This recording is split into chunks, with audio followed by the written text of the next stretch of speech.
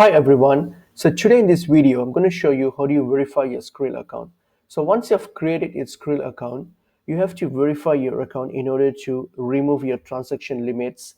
So how you can verify is the only way you can verify is by making an initial deposit to your account. So once you have created your account and logged in, click on Pay Online to make an initial deposit.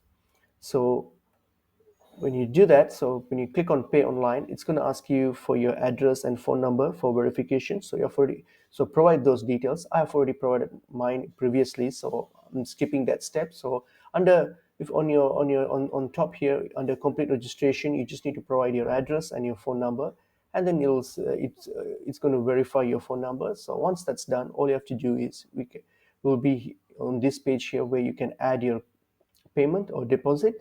So we can use credit card to do that. So click on deposit now, and here enter your card details.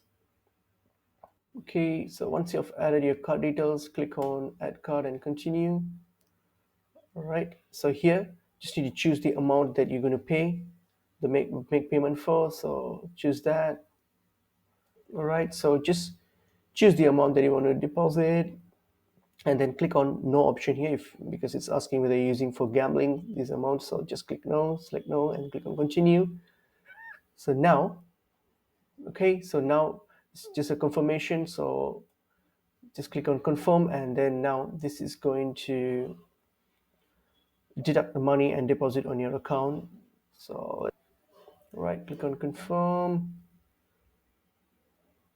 All right, so once you have done the payments, and all you have to do is just provide your identification documents, which like whatever identity documents that you have, you just need to submit that to Skrill, and then your account will get verified after that. So hope this video is helpful to you guys. I'll see you guys in another video soon. Thank you.